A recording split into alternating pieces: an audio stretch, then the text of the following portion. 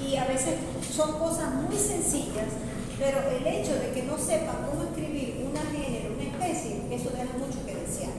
¿Ok? Y es bien importante que a la hora de ustedes, incluso de una presentación, una exposición más adelante, ustedes sepan de qué se conforma una taxonomía bacteriana, por lo menos de un género y de una especie, que el género es mayúscula, que la especie es minúscula, que en forma discursiva, que a veces tienen subespecie, entonces ya sería la parte trinomial, porque normalmente es una nomenclatura binomial y la trinomial es que incluye una subespecie. ¿Ok? Entonces ya hoy entramos en este otro bloque de esta primera parte de generalidades, como es la interacción bacteriana-hospedador. ¿Ok? Es importante conocer cómo es ese proceso, cómo es ese contacto entre tanto la bacteria con el huésped, porque de allí vamos a comprender lo que es las enfermedades, el origen de las enfermedades, la sintomatología de las enfermedades. ¿Okay? Uno de los primeros investigadores que comenzó a mencionar estas interacciones bacterianas fue el doctor Louis Pasteur, cuando en la inmunología experimental con el cólera aviar causado por el Bacteria multósida, ya comenzó a utilizar un término como era la virulencia. En ese caso, la virulencia, él llamaba la virulencia como la severidad del daño que producía ese microorganismo en el hospedador. ¿Ok? Y hoy día, muchas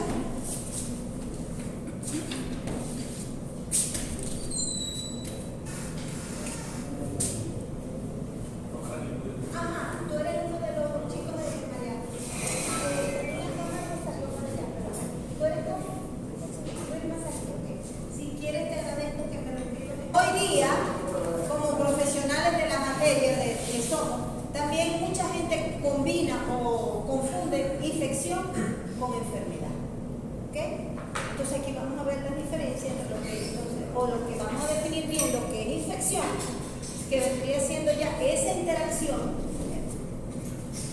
¿Dónde íbamos en lo que era infección? O sea, cuando tocaron los puertas, dijo que antes violencia se refería al daño que está causando en el hospedador. Okay. Y después en la actualidad. En la actualidad nosotros muchas veces tratamos o tendemos a confundir infección con enfermedad. Y la infección viene dada justamente a esa interacción bacteria y hospedador, y la enfermedad vendría siendo el daño, la manifestación clínica producto de esos daños que pueden ocurrir en esa interacción bacteria-hospedador. ¿Ok? Vamos a entender un poco. Ok.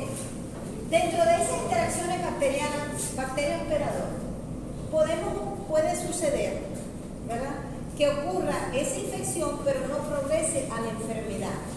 ¿Por qué? Porque hay mecanismos natos del hospedador, ¿ok?, que puede eliminar esa infección. Aquí lo ven. ¿Por dónde entran normalmente las bacterias? A través de mucosa, oral, nasal, oído, digestiva, etc. Entonces el organismo, debido ya al grado, al estado de desarrollo inmunológico que tenga, y por acción bien sea no inmunes, por ejemplo, entró algo en el ojo y por el parpadeo, el lagrimeo, la misión, esas bacterias que están en la mucosa ocular pueden borrarse, ¿ok? Y hay también mecanismos inmunes innatos, que ese microorganismo que haya entrado allí, los glóbulos blancos, dentro de los glóbulos blancos, los macrófagos, lo puedan atacar, lo puedan deglutir, y ocurre la fagocitosis y también lo puede allí como que aniquilar. Y los agentes activos es la respuesta inmune a través de las inmunoglobulinas o anticuerpos, ¿ok? En este caso, si todo esto llega a fallar y va a ocurrir la infección, que es donde el microorganismo se va a sentar en esa célula hospedadora, se va a multiplicar por todos los mecanismos fisiológicos metabólicos, va a invadir, va a colonizar, ¿ok? Entonces ya ahí llega una infección, no hay buena respuesta inmune o por parte del hospedador, entonces se establece la infección. Pero infección no es lo mismo que enfermedad, recuerden. Infección es la adherencia al microorganismo, la invasión, la multiplicación, colonización de esos tejidos, y luego la manifestación clínica por el daño de esos tejidos se va a llamar enfermedad. ¿Entendido? Sí. Okay. Aquí podemos ver ese proceso de infección cuando una bacteria, estos son unos enterocitos, ¿Qué son los enterocitos? Las células que Las células intestinales. Entonces, esto es un esquema donde, por ejemplo, esa bacteria llegó por unos mecanismos fisiológicos dados a unas proteínas que se llaman adhesinas, ocurre una adhesión laxa entre la célula de la bacteria con esa célula hospedadora. Ocurre la multiplicación, la colonización y la invasión de esas otras células cercanas a la misma, ¿ok? Para que sepan. Entonces, allí ocurre esa infección y por esos mecanismos que vimos ahorita, bien sean naturales, natos o innatos, puede abolirse esa infección o continuar a una enfermedad, de acuerdo al grado y el estado inmunológico del huésped y también del grado de severidad, de lo tan severo o no que sean esas bacterias, ¿ok?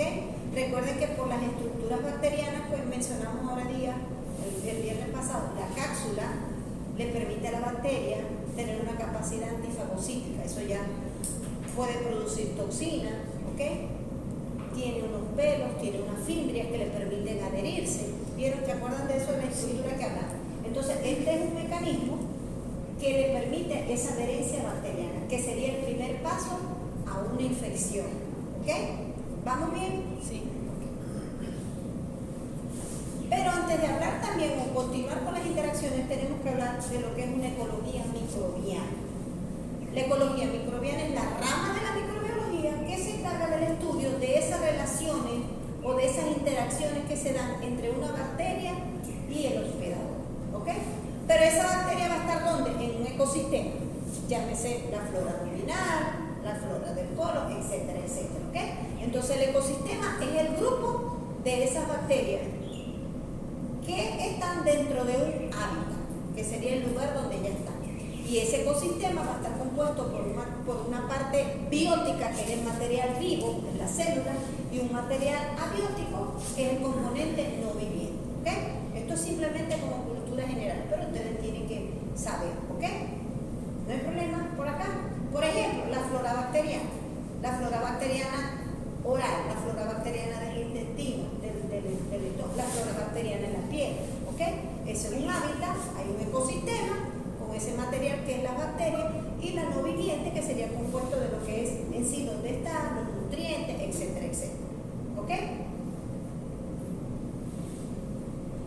Ahora, debido a esas interacciones, como ya explicamos, cuando una bacteria va a invadir se pueden haber tres tipos de interacciones: la neutral, la positiva y la negativa. La neutral, llamada neutralismo, ¿ok? Eso lo vamos a ver ahorita en el concepto. La positiva, dentro de la positiva, quiere decir que ahí hay cierto beneficio, y la negativa, ahí es totalmente, ahí hay un daño, hay un perjuicio entre uno o el otro, ¿ok?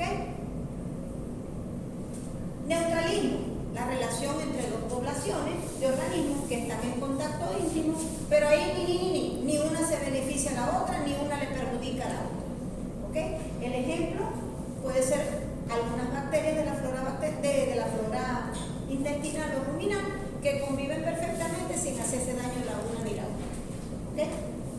Tenemos el mutualismo, que allí sí es donde hay una relación entre las bacterias y ambas se benefician. Por ejemplo, dentro de esa microbiota intestinal hay ciertas bacterias que a lo mejor se la llevan bien con cierta levadura o con ciertos hongos, ¿ok?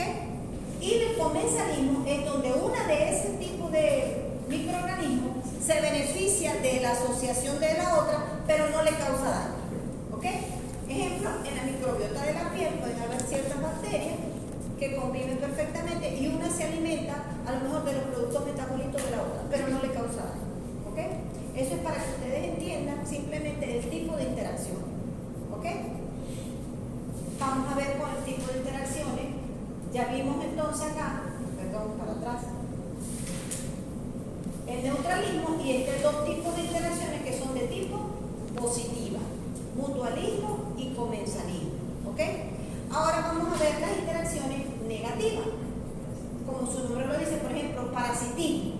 Ejemplo de esto que lo vamos a ver más adelante, la anaplasma mare, que vive en el glóbulo rojo del huésped y se alimenta, se multiplica dentro del glóbulo rojo, y cuando llega un estado en que revienta el glóbulo rojo. Entonces, en ese caso, es una relación simbiótica o una interacción interacción entre los organismos donde uno perjudica al otro. ¿Ok? Uno se beneficia, pero a costillas de causar daño al otro. ¿Ok? Ese es parasitismo. O cualquier parásito intestinal. ¿Ustedes ya vieron parásitos? Sí. Parasitología. ¿Algunos han visto parásitos? Ok. El antagonismo, ese es otro tipo de interacción negativa, donde en este caso, que lo vamos a ver ahora cuando veamos antibióticos, uno de los microorganismos produce ciertas sustancias o productos metabólicos que van a afectar adversamente al otro. En el caso de, por ejemplo, cuando veamos antibióticos, el hongo penicillium, el hongo que creció en una placa de Petri, y sus productos que él vertía al medio de cultivo afectaba adversamente a la bacteria que él cultivó allí en ese caso. ¿Ok? Entonces allí se ve que aquí esto se supone que es una placa de Petri donde hay un crecimiento bacteriano, y aquí donde creció este señor, que en este caso es un hongo, fíjense como no crece nada alrededor de él. ¿Ok? ¿Vamos entendiendo? ¿Hay alguna duda? Ese es el tipo de antagonismo. Y por último también terminamos acá con la competencia. Por ejemplo, que eso se ocurre mucho también a nivel de la flora bacteriana. Competencia, ¿por qué? Por los nutrientes, básicamente. Entonces son grupos de bacterias que, por ejemplo, las bacterias pelean con los hongos con la levadura, o etc.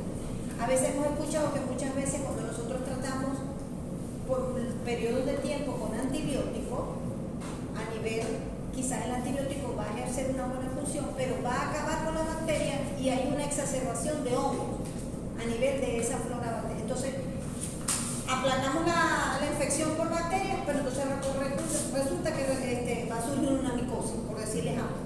Entonces, esos son modelos de interacción tipo competencia. ¿Ok? Y por último, la depredación. ¿Qué es depredación? Se comen otros microorganismos. Entonces, en este caso, fíjate, es un protozoario de rumen con unas bacterias en su interior. ¿Por qué? Porque se alimentan de otras en ese caso. ¿Ok? Protozoarios de rumen. Simplemente tenemos que tener en cuenta que hay tres tipos de interacciones: neutrales, positivas y negativas. No les voy a preguntar a lo mejor en un examen que me las defina, pero sí que sepan cuáles son las negativas, cuáles son las positivas. ¿Ok? Puede ser una pregunta de examen. Y ahí les estoy. Ahora bien, hablamos otra vez de lo que es microbiota luminar, microbiota ¿qué? Hablamos ahorita de la ecología bacteriana, que es la comunidad, el grupo de microorganismos que vive en algún lado. Nosotros tenemos una flora intestinal nata, una flora a nivel de la piel, una flora a nivel de la boca, a nivel de la nariz, etc. Entonces el término microbiota hace referencia a eso, a una comunidad, a un grupo de microorganismos vivos que son típicos o natos de esa superficie, de esos tejidos. ¿Ok?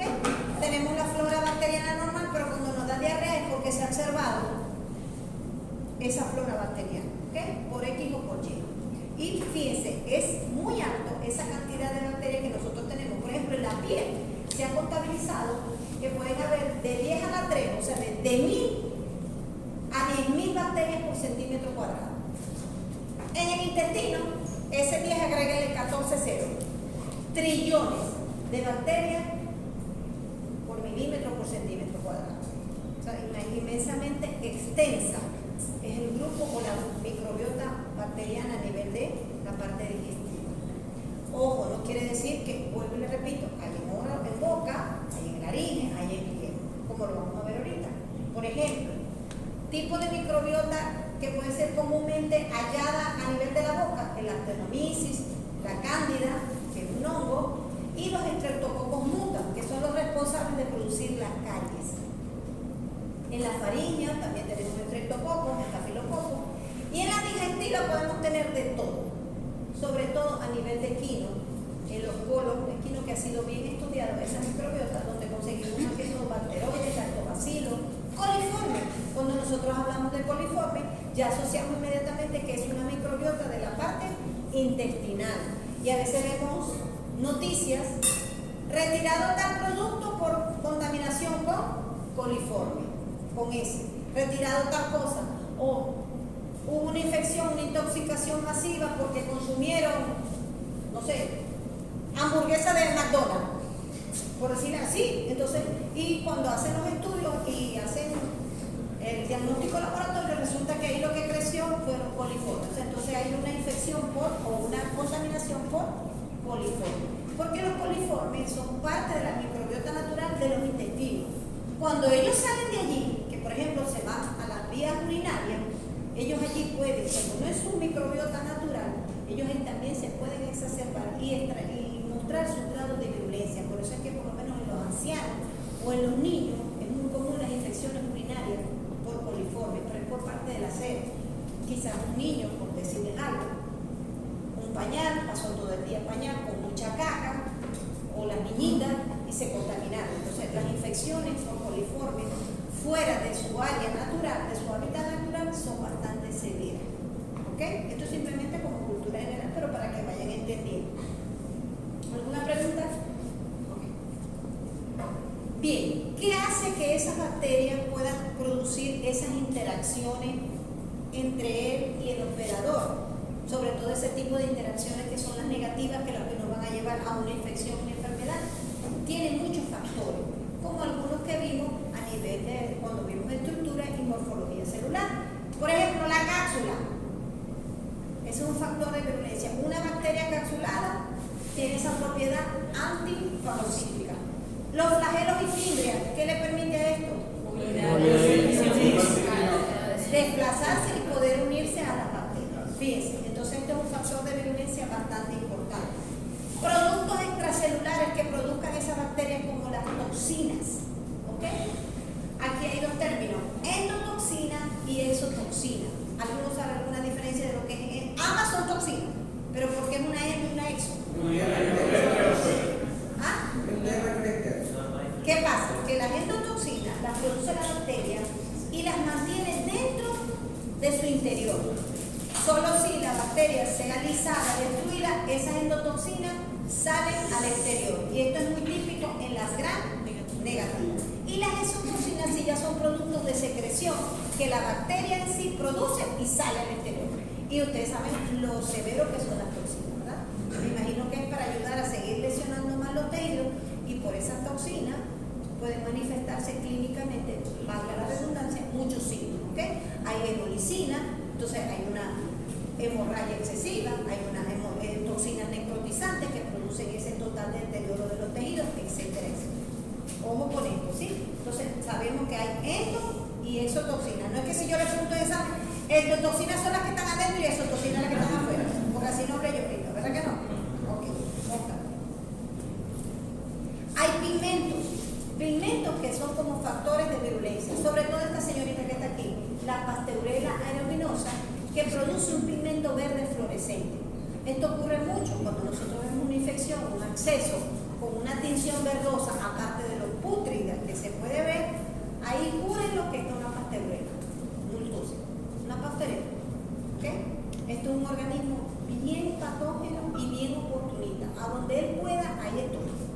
Sobre todo, perdonen que les sea muy insistente en la parte humana, porque trabajé 15 años con las industrias farmacéuticas. La gente con pie diabético, no saben qué es eso, un pie diabético, una lesión que nunca se cura, son típicas conseguir este tipo de lesión. Y ya a pesar de que está vendado, cuando tú destapas eso, porque yo visitaba esos centros, el olor característico y el color verdoso, ya los doctores se ponían las manos en la cabeza, ahí hay bacterias y cuesta sacarlo. ¿Ok? Entonces ya sabemos que hay bacterias que producen pigmentos y la principal protagonista es esta señorita. Tenemos estas proteínas de tipo invasinas.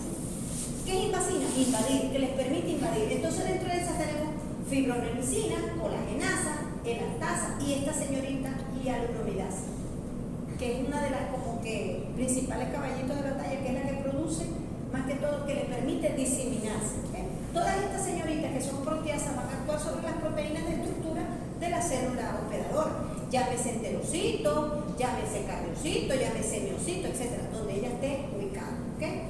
Tenemos también otras sustancias que alteran al tejido, que también son otras proteínas, como proteasa, hemolicina, leucocidina, que actúan sobre los glóbulos blancos, coagulasa, que actúan sobre esa proteína de los tejidos. Y ella es muy importante cuando veamos mastitis. Hay una prueba que es la mastitis SMT, la mastitis californiana, que mide la coagulasa.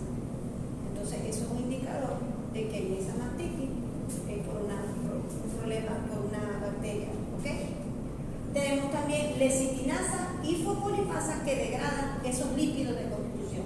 ¿Ok? Recuerden que nosotros hablamos de que todos los tejidos, aparte de las bacterias, las células tienen sus capas, bicapas de lipoproteína, y ellas van a actuar. Esto simplemente es una microfotografía electrónica de esta bacteria, que es un bacilo, con esa serie de flagelos y pili. ¿Ok? Otros determinantes de patogenicidad son unas enzimas. ¿Ok? También hay, como su nombre lo dice, hialuronidasas. ¿Dónde van a actuar?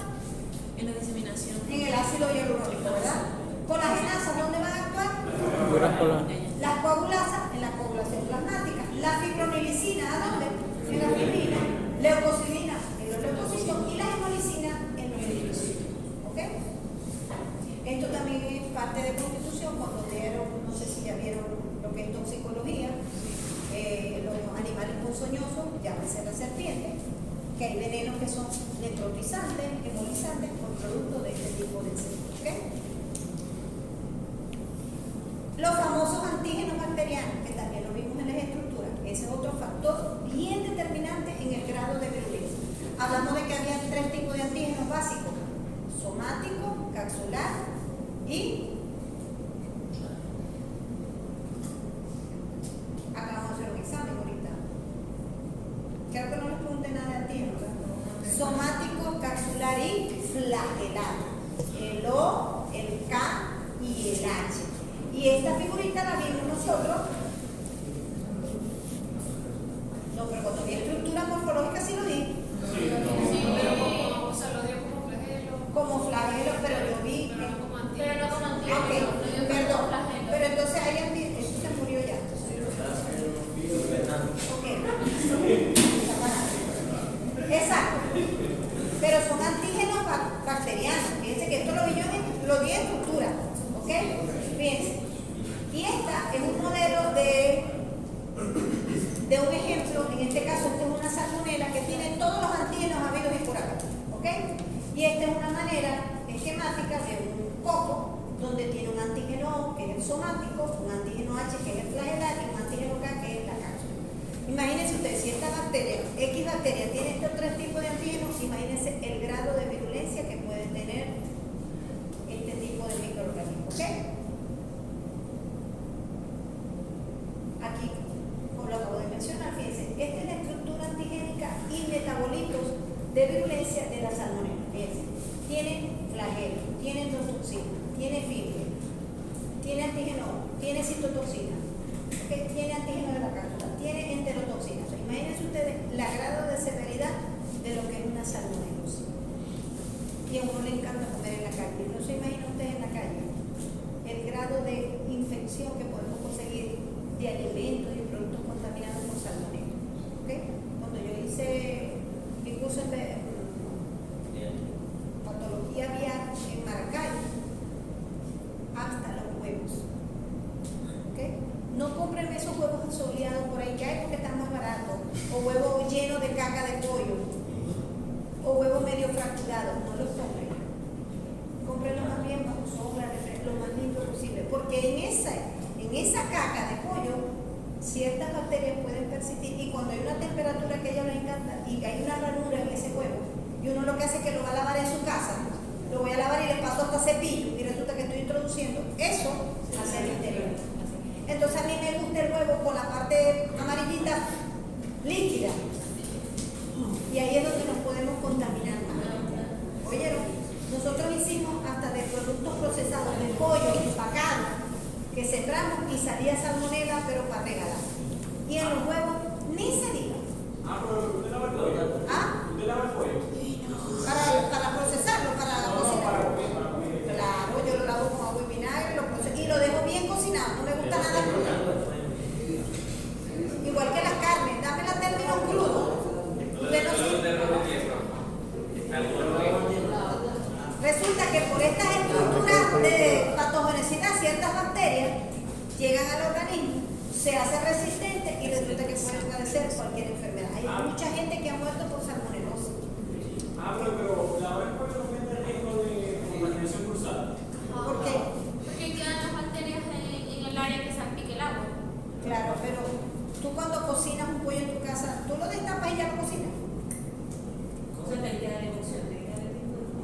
yo por lo menos, yo si compro un pollo entero, yo lo abro, lo pongo a deshielar, lo lavo con agua y vinagre, lo escurro, le quito el cuero, no me gusta el cuero. Lo proceso y lo meto al horno, pero me hace que no que quede crudo. Y el colesterol. Póngase eso. ¿Entiendes? Entonces eso son a veces como medidas de prevención. ¿Ok?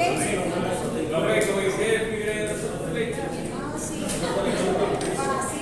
Para ustedes que son jóvenes. Ajá.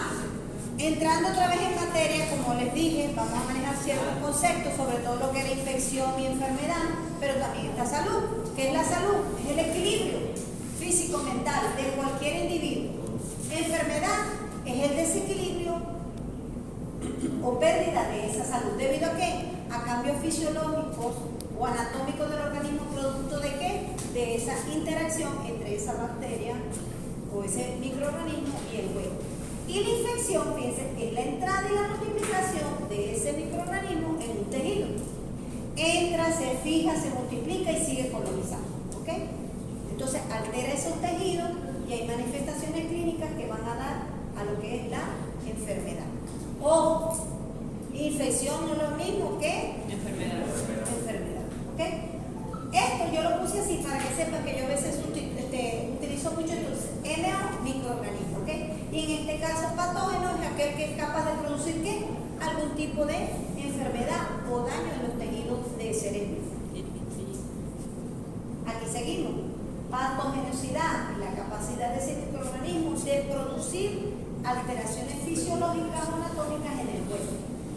Virulencia, capacidad del microorganismo de causar daño en menor o mayor grado, dependiendo de la susceptibilidad del huésped y de esos factores patogénicos que acabamos de ver de esos microorganismos. ¿Okay?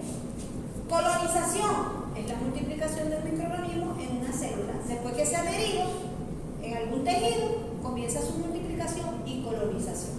Y el vector, esto es muy importante también, ustedes tienen que manejar en las enfermedades, podemos ver que hay vectores.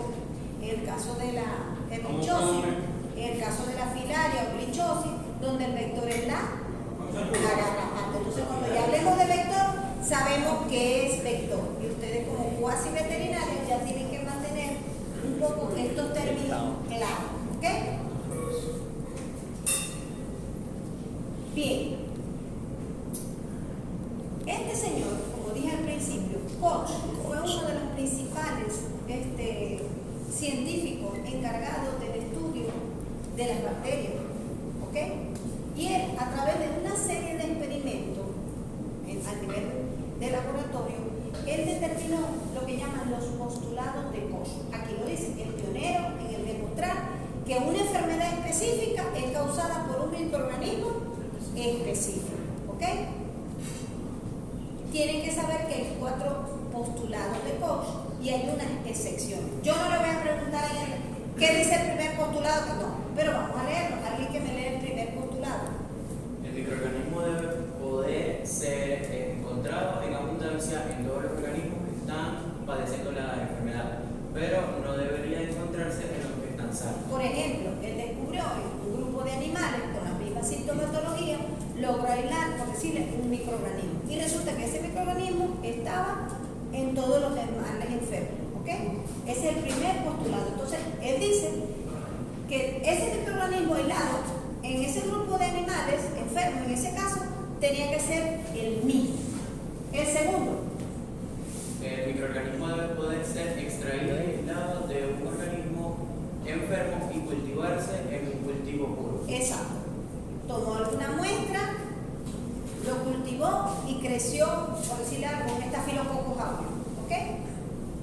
Y el tercer postulado dice que si ya yo aislé ese microorganismo y se lo inoculo a un animal, ¿verdad? Como dice acá, ¿quién me lee este? El microorganismo que sea cultivado,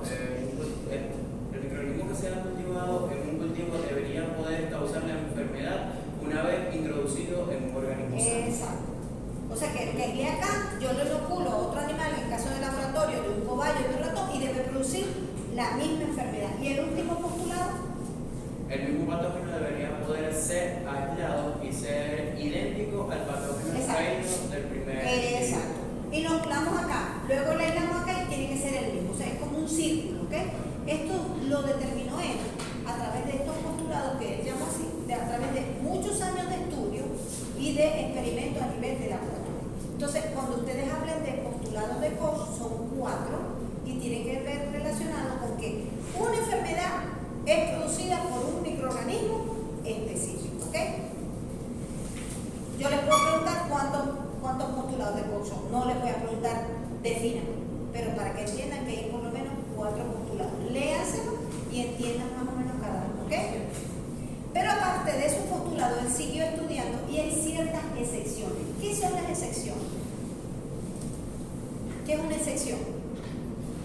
Como que un permiso, ¿verdad? Por ejemplo, yo puedo decir, aquí me van a entrar todos los muchachos que tengan monos quirúrgicos.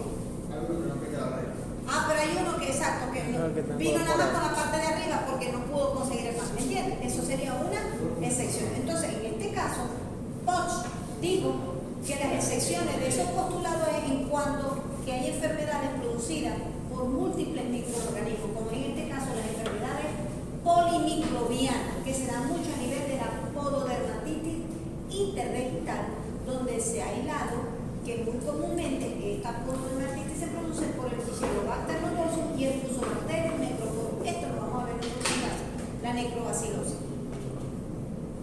También hay bacterias oportunistas, como les dije, la Pseudomonas aeruginosa. Quizás hay un cuadro, una lesión, hay una infección en la piel y viene ella, está por ahí y también es oportunista y colabora con ese proceso infeccioso, ¿ok? Y otra de las excepciones que dice que hay muchas bacterias con muchas exigencias de requerimientos para su cultivo, entonces bacterias que no pueden ser cultivadas en medios artificiales como la clamidia y la rickettsia. ¿Por qué en medios artificiales? Llámese medios artificiales, placa de Petri o caldo de cultivo. Para ellas, para reproducirse, necesitan material vivo. En ese caso se utilizan mucho los embriones de pollo. ¿Ok? Entonces, en este caso, en esta situación, esos postulados de Koch no se pueden aplicar. ¿Me entienden? Entonces, las excepciones. Sí. Aquí hay otro. Hay unas enfermedades que afectan solo a X especies. En este caso, la misomatosis, que es única y exclusiva en conejo. Entonces, aquí no caben los postulados de Koch. Entonces, eso es una excepción. Y hay algunas crecimiento de unas enterobacterias en medios acuáticos, ¿ok? Que llaman somiceles. Somiceles como esas bacterias que están dormidas y que pueden permanecer muchos años allí y solo cuando consiguen los medios adecuados, ellas pueden crecer. Entonces, él la denominó así. ¿Por qué? Porque hay una estrategia de supervivencia que si ella no consigue los medios adecuados, la temperatura, ella permanece ahí como los osos hibernan, que pasan 6, entonces ellas están allí. Entonces, aquí en este caso, que hay unas enterobacterias que en medios acuáticos no se pueden reproducir y las llaman somiceles, ¿ok? Esto simplemente también es parte de su cultura general, ¿okay? No les voy a hacer una pregunta de examen donde digan, explíqueme las excepciones, no. Pero para que ustedes sepan que hay 4 postulados de Koch, pero que tiene sus excepciones, como decir que toda regla tiene sus excepciones, ¿ok? ¿Alguna pregunta? No. ¿Ok? Entonces ya hemos visto el primer tema de interacciones microorganismo-operador. ¿Qué es lo que más importa de acá? Que hay 3 tipos de interacciones, neutral, positiva y negativa, ¿ok? Que hay unos factores, unas estructuras que le dan esa virulencia a las bacterias, ¿ok? Que son varias, y que existen